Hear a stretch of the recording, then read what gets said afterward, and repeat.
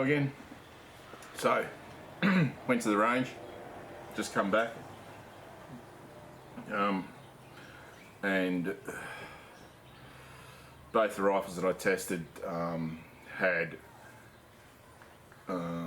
this rifle, the ATA Turqua, mixed results, and I'll explain that. Yeah, it's an accurate rifle, but it's quite picky about bullet weight, which I found out. I actually went the wrong way, but I'll explain that in a minute. Let's focus on the Persian Mauser. Yeah, I just can't say enough good things about this rifle. It is fantastic, it really is. Even with shit PPU ammo, it could group. So shooting it at 55 yards, 50 metres, I'll show you, and I shot a heap of ammo off. I'll show you first up. I'll use that as a backing. So this was, I'd cleaned the bore. The bore was clean, dry, cold barrel, PPU rifle line, 8mm Mauser, PSP, BT, 175 grain. So it's a soft point. So it's a hunting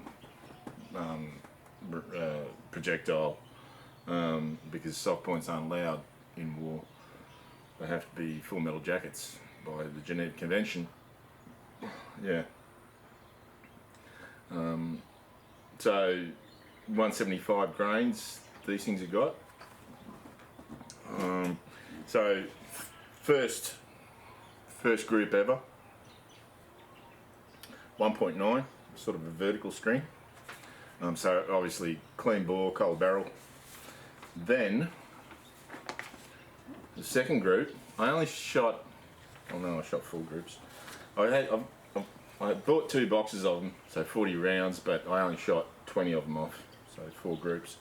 Then the second group, 1.5, and 4 of those are in 0.65.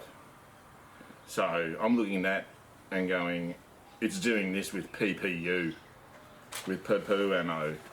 Wow, because I've never had any luck with PPU. It's always been shit. But hey, there's always a first time for everything. Now, there could be 2 factors.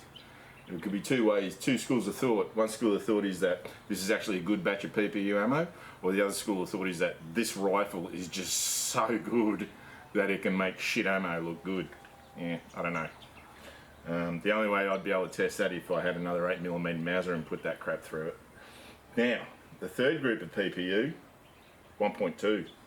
So I'm looking at that going, wow. You know, if this, even this stuff's expensive, $47, I can make it cheaper than that. So, yeah, well, yeah, better. And then the fourth group, it just spread out to 2.1. And you can actually see, oh no you can't. Yeah, it just spread out to 2.1, so back to being PPU. Even still, a 2-inch group, you know, through a 100-year-old rifle. Yeah, this thing is a laser. Then I shot this stuff, cellular and bellow, 196 grain, full metal jacket, which is more like military stuff. And the first group, the first group was 1.6. It's okay. Then the second group was 1.4. So whenever I changed ammunition, I'd put 2 wet patches through it and a dry patch. And admittedly, a lot of the time, this barrel, actually there was a point at which I couldn't touch the barrel, and I'm not joking, it was that hot. Because I just kept shooting. I had 2 rifles to test and a lot of ammo, and so I don't know if this, because I've always found celery and bellow to be really good ammo. You can't reload it, but it's just, I swear it's made out of biscuits, yeah, out of cookies, but the cases. But typically, it's pretty accurate stuff, and that's still not bad. 1.4 is not bad. I think if I'd let the barrel cool down all the way, clean barrel, start off, might have been different. But obviously I'm gonna be shooting a lot more. But I'm very limited for time at the moment because I've got tomorrow, which all day I'm gonna be in the garden mowing, pretty much. And then just cleaning up, getting ready just in case there's a cyclone or a flood, because the weather's just been so good, it's abnormally good, mild. Alright, so now, hand loads. So what I settled on was Hornady 195 grain soft point interlock. Now I got these a while ago, expecting to get this Mauser months ago, but I've been stuffed around so much that didn't happen. So they're 195 grain soft point interlocks. So it's a little bit heavier than the PPU and the celery and bellow, and I'm using ATA Turqua, which is Varget, and charge weights between 40.5 and 45. So I'll show you. So I did a group of half grain increment loads. Sorry, excuse me. I'm just going to drink. I'm drinking shandy, which is what we call it in Australia. I think in America you call it shanty, which is just beer and lemonade.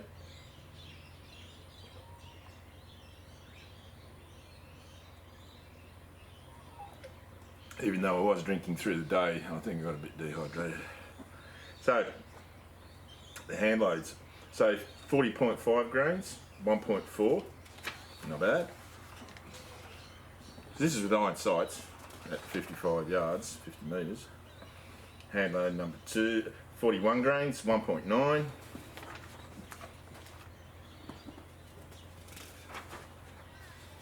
.5 grains, 1.4. It's still decent. That's good. Now, 42 grains.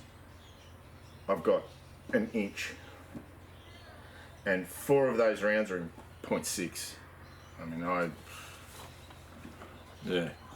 What can you say about that? Then 42.5 grains. 0.9 again. Oh, 0.9, and 4 of those rounds are in .53. So now I sort of screwed up because 43 grains was up there, and that's .95, and then 43.5 grains. That's the first shot that I put in the target next to it, and then I shot this target again accidentally because you can't see if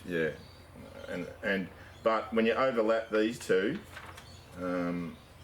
basically what you get is that is there, and so that's 43.5 is 0.8. So I'm looking at like, yeah, 42.5 grains, 43 grains is looking very, very, very promising. Unbelievable.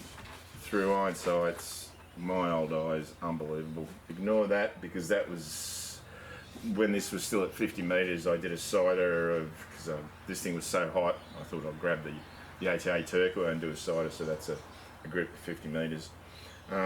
So 44 grains of Varget, ATA Turqua, 1.1, which is still MOA. Well, it's not. It's I'm shooting 55 yards, 50 metres. Then 44.5 grains, it's opening up to 1.4. And then get this, 45 grains. Ignore that one. I don't know if you, I'll show you. If you see the difference between those holes, okay, the shape, because the 8mm Mausers are ragged. That's not ragged, that's a 308. And I'm pretty sure it was when I was trying to figure out where my scope was at, that one came. So you can see it's a completely different shape hole. But this, so that one's 0.5. Man, this rifle, this Mauser is a laser. I really had hopes for it, that it would be really, really accurate, and it hasn't failed.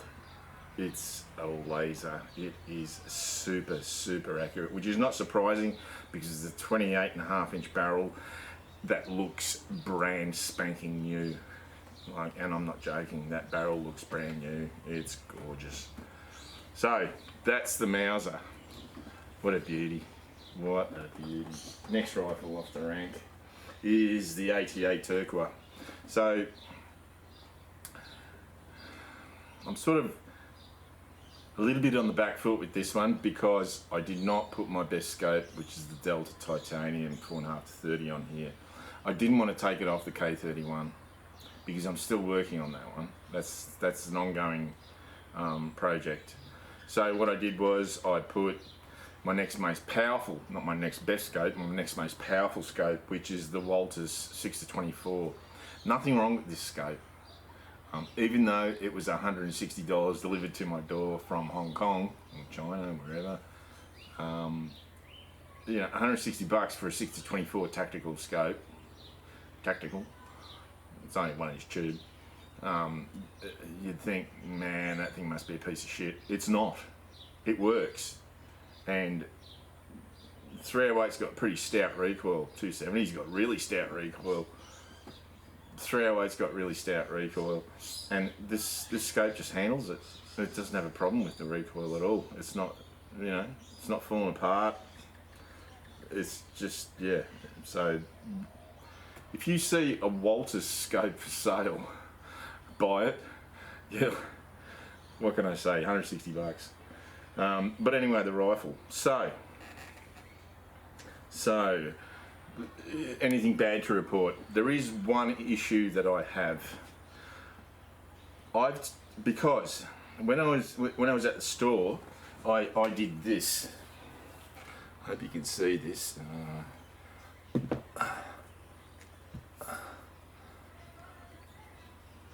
See how that moves? You see that? It's moving around the stock, side to side. Now, when I was at the store, I said, because I did it, because I always check those sorts of things, and I said to David at the store, I said, check that out, it's moving around the stock. So action screws aren't tight. Yeah, no worries, all right. So when I actually got it home, and the previous video dismantled it, put it back together, and it was still moving. So I got my wheeler fat wrench out and I tightened those action screws up to 60 inch pounds. Okay, 60 inch pounds. That is frigging tight. Really, really tight. Probably more than the factory specs. I don't know what the factory specs are. Now, even though that's 60 inch pounds, it's still moving in the stock, which is not good. So I may take it back and say, listen, this thing's moving around the stock. It shouldn't be, not with 60 inch pounds. I should have done it today. I should have taken it there today. Well, actually I was in the shop today, but to try and get some more projectiles, but yeah, they didn't have bugger all projectiles. So I should have given it to them then and said, fix it. But what I want to do is establish just how accurate it is, totally disregarding that issue. So, and what I found out, even though it's supposed to be a 1 in 11 twist, which you would think would be better with lighter bullets. That's not the case. So I'll show you the order of how I shot them. I did shoot off you know what? When I bought a box of Hornady TAP, Tactical Application Police Law Enforcement ammunition, and I had no idea that it was 110 grain projectiles. I had no idea that they were that light, travelling at 3187, so really hooking along. But 110 grain, and they proved I think I threw away the targets because they were rubbish. So I didn't even keep those targets. What else did I shoot? So that was the only. Well, that's not the only factory one. So I started off with Buffalo River, which is a 138. I don't know what it's a 138 grain Sierra Game King. Pardon me. Yeah, it's a 138 grain Sierra Game King, and how many of those did I shoot off? I didn't shoot many. I only shot 2 groups because I sighted it in with the Buffalo River. So with the Buffalo River, 1.8 and 1.8, even though 4 of them are in 0.8. Now, I probably should have kept going with it. I'm gonna go back and test these rifles individually, so give one rifle a whole day. But because I'm so constrained by time, you know, I did both. I shouldn't have done that. I shouldn't have done both rifles, but I was so keen to shoot both of them. So when I got those 2 groups of 1.8 and 1.8, I went, ignore those 2 holes, or ignore that hole, because that was actually when I was seeing where it was, and it was pretty much, I was aiming there and it went there, so it was pretty close. The scope was pretty much lined up when I was scoping. So I shot that one first. So this is, what is it? This is the other one. This is 178 grain ELD-Ms, quantity 178 grain ELD-Ms with 43 grains of AR 2208 varget, and I went 0.8, 0.8, 1.3, but 4 of them are in 0.4. So I went from 138 grain projectiles, not good, to 178 grain. So I did a 40 grain jump, and the difference was, you know, chalk and cheese. Yeah, definitely the heavier projectiles, because I was aware that pretty much I had 138 grain and 150 grainers and 168 grain, and I thought what I'll do is I'll go from the lightest to the heaviest to see just how much of a difference it makes. How distinct is that? And very stark difference between the 2. So then I thought, well, I'll have a go at 168 grain Sierra Match Kings, firing 168 grain Sierra Match King with 44 grains of 2208 varget. Yeah. It does not like 168 grain Sierra Match Kings at all. I shot 2 groups and just went, yeah, I'll give that up. So 2.3 and 2.3. And sideways stringing. Yeah. What do you do?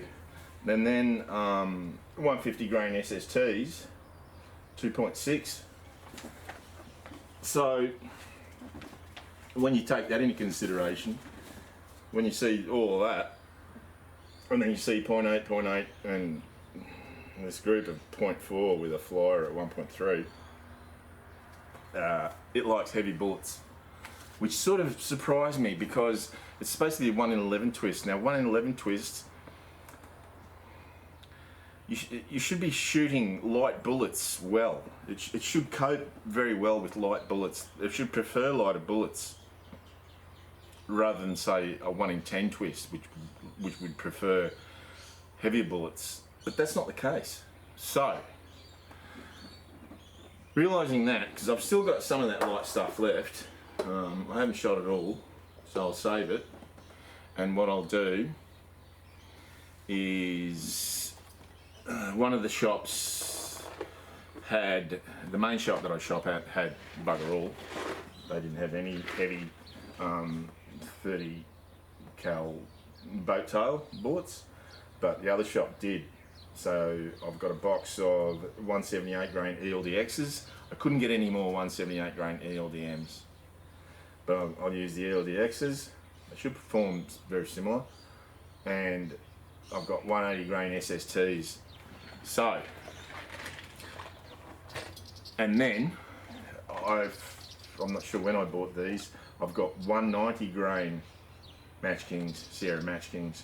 So, what I will do is, I'm not sure when, because I've got to go to work for a couple of weeks, then come back, and I don't know if the range is going to be open. I think the weekend before Christmas, the range is the last shoot.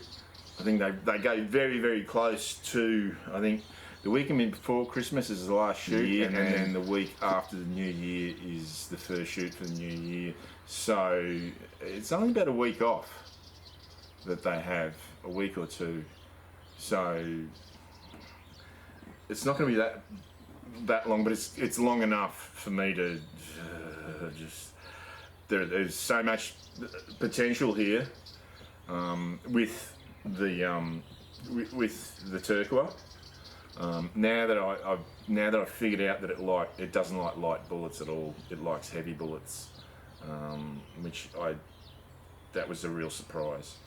But the potential's certainly there. So with the right bullet, yeah, it just definitely sub MOA.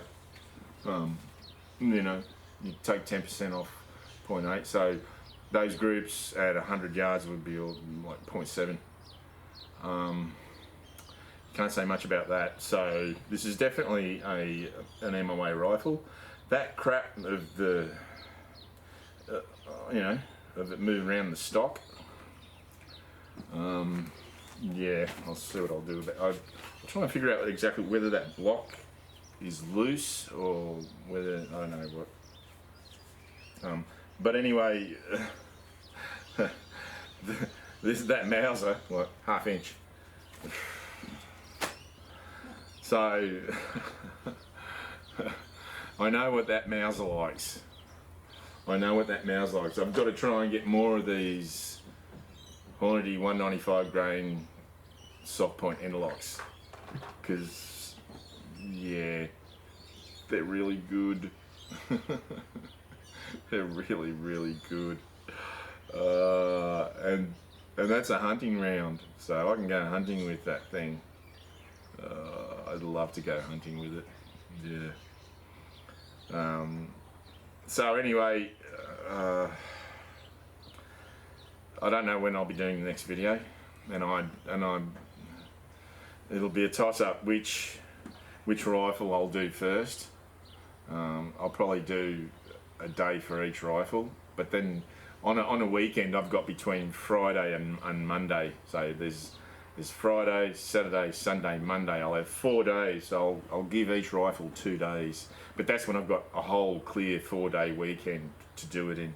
Right now I don't. So I hope you enjoy the content. And yet again, nothing's, well, as far as the Mauser is concerned, it's pretty conclusive that Hornady 195 grain soft point interlocks, that what am I going to go with? I'm going to go with, there's 43.5. I'm probably going to go with 43 grains, I think. 43 grains, 42 and a half. Maybe I'll go 42, 42 and a half, 43, 43 and a half, and just test them out again. Just to make sure, but I've got to get more of those rounds. The 195 grain soft one interlocks from Hornady.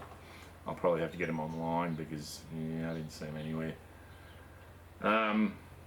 So until then, see you later.